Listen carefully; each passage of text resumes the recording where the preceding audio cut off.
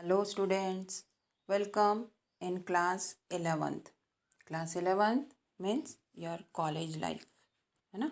तर आज आपण बायोलॉजी हा सब्जेक्ट स्टार्ट करतो आहे. फर्स्ट चॅप्टर त्याचा.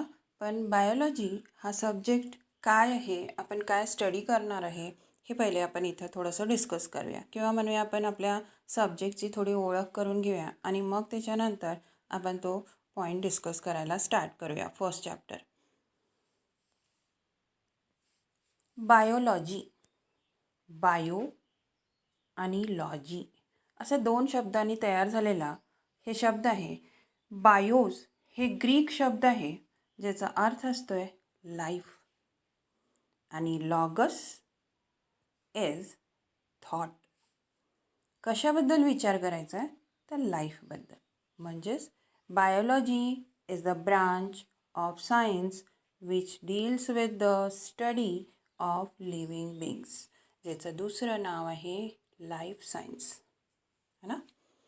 बायोलॉजी ह्याचे 3 ब्रँचेस आहेत. बॉटनी, झुलॉजी आणि मायक्रोबायोलॉजी.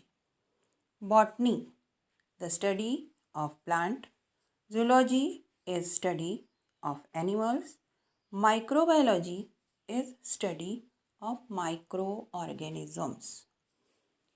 बॉटनी ह्या ब्रांचचा जनक म्हणून सायंटिस्टचं नाव आहे Theophrastus. The father of botany is Theophrastus. The father of zoology is Aristotle. आणि Louis Pasteur is known as father of microbiology.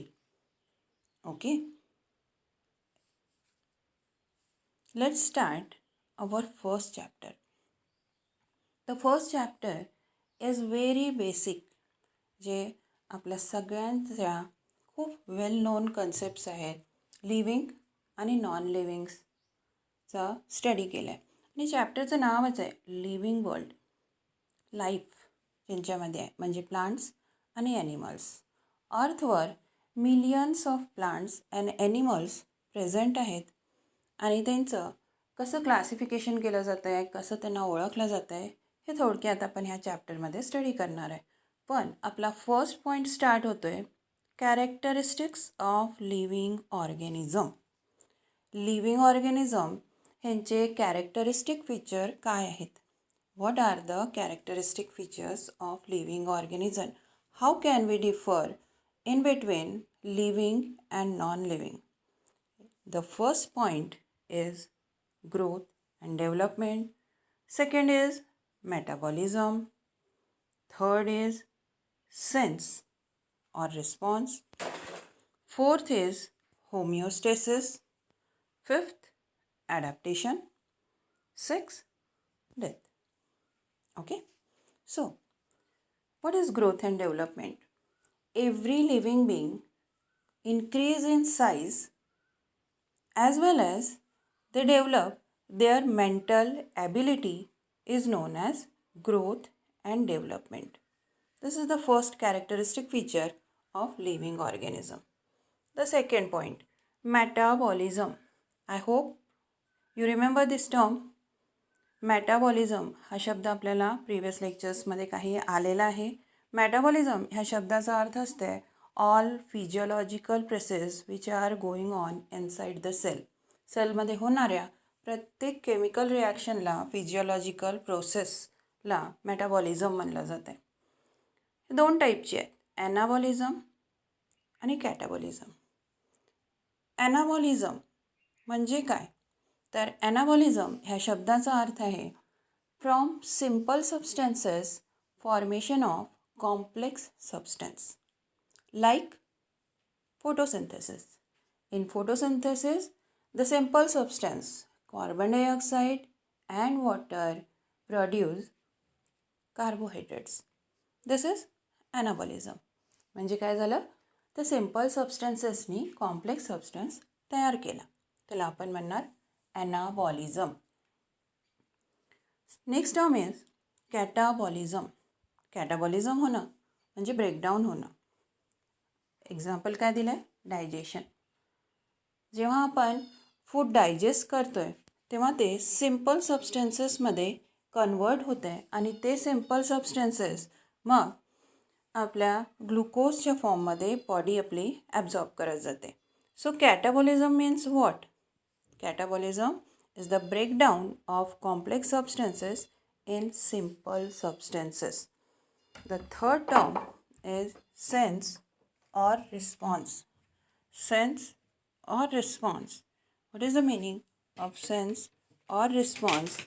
Means तुमचा 10th मधला एक पॉईंट तुम्हाला लक्षात असेल रिफ्लेक्स ॲक्शन. गरम भांड्याला हात लागला की हात आपला सहजपणे आपण मागे घेतो आहे. ते एक डायग्रॅम होतं आणि तिथं त्याला एक्सप्लेन केलेलं होतं रिफ्लेक्स ॲक्शन म्हणून. तो रिफ्लेक्स ॲक्शन म्हणजे सेन्स आहे. कुठल्या तरी स्टिम्युलसबद्दल जो सेन्स आहे त्याला सेन्स ऑर रिस्पॉन्स म्हणलं जातं आहे. ॲनिमल्समध्ये सेन्स ऑर रिस्पॉन्स दाखवण्याकरता कोणता बॉडी ऑर्गन? तर तो बॉडी ऑर्गन आहे brain or spinal cord. Brain और स्पायनल कॉर्ड काय करत आहे तर कंट्रोल अँड कोऑर्डिनेशन करणारे पार्ट आहेत. In plants are also living beings. मग प्लांट्समध्ये सेन्स आहे का नाही? येस, प्लांट्समध्ये पण सेन्स आहे. ह्याचे 2 टाईप आहेत. ट्रॉपिक म्हणजे ट्रॉपिझम आणि दुसरा nastic. The 2 types of sense in plants, tropic and nestic. Tropism or tropic means what? Tropism is that type of sense in which plants show growth. First example, hydrotropism. Hydro means root always grow in search of water. Geotropism, roots grow towards the soil. Phototropism, plants move towards the sunlight. थिग्मोट्रॉपिझम, तुम्हाला लक्षात असेल तुमच्या सराउंडिंगमधल्या climber plants तुम्ही बघितले असतील. कुठल्याही touch support मिळाला की त्याला कॉईल करून घेतात. म्हणजे टचचं सेन्सेशन हे थिग्मोट्रॉपिझम म्हणलं जातं आहे. So plants also shows the sense which is first type is tropism. The second type is nastic. Nestic, that type of plant movement which does not show any growth. Example, Mimosa pudica or touch me not plant. Touch me not plant. When we touch that plant, it closes its leaves and after some time it regains its shape. म्हणजे ह्या मुवमेंटमध्ये काय नाही झालं तर तिथं growth नाही झाली, फक्त प्लांटची मुवमेंट झाली. तर प्लांटसुद्धा काय दाखवतात तर सेन्स दाखवतात, रिस्पॉन्स दाखवतात. Next point is होमिओस्टेसिस. होमिओस्टेसिस म्हणजे काय तर बॉडी टेम्परेचर मेंटेन ठेवणं हे लिव्हिंग बिईंगचं कॅरेक्टरिस्टिक फीचर आहे, ज्याला होमिओस्टेसिस म्हणतात. Adaptation. The next point is adaptation. Adaptation means what? Adjustment towards the changing climate for survival. कुठल्याही चेंजिंग क्लायमेटमध्ये सर्वाईव्ह करण्याकरता लिव्हिंग बिईंगमध्ये एक स्पेसिफिक कॅरेक्टर आहे. They can adapt, they can change in themself to survive. That is called adaptation. Then death. Every living being except prokaryotic cells complete their life and stop all the metabolic functions.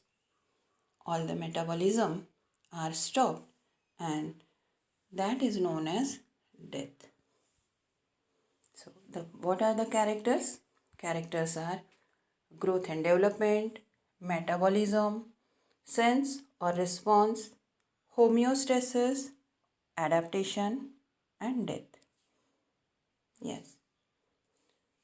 I think तुमच्या माइंडमध्ये एक question असेल आहे की reproduction हे का नाही?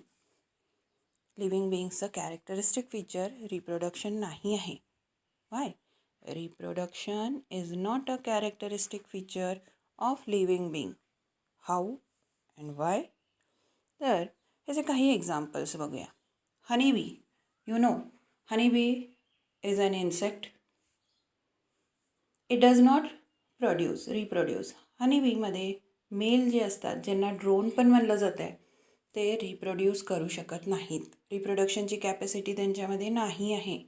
Same काही human बिंग्समध्ये तुम्ही बघताय मेल आणि फिमेलमध्ये रिप्रोडक्शनची कॅपॅसिटी नाही आहेत. दॅट मीन्स ते कसे आहेत, तर स्टराईल आहेत. So they are not having the capacity of reproduction. तिसरा एक्झाम्पल खूपच इंटरेस्टिंग आहे. Mule is the combination of donkey and horse. Horse आणि डॉंकीच्या कॉम्बिनेशनमधला हा ॲनिमल जेनेटिकली इंजिनियर्ड आहे, म्हणून ह्याच्यामध्ये रिप्रोडक्शनची कॅपॅसिटी नाही आहे. सो लिव्हिंग बिंग्सचं characteristic feature growth and development, metabolism, sense or response, homeostasis, adaptation and death, not the reproduction. Okay, thank you.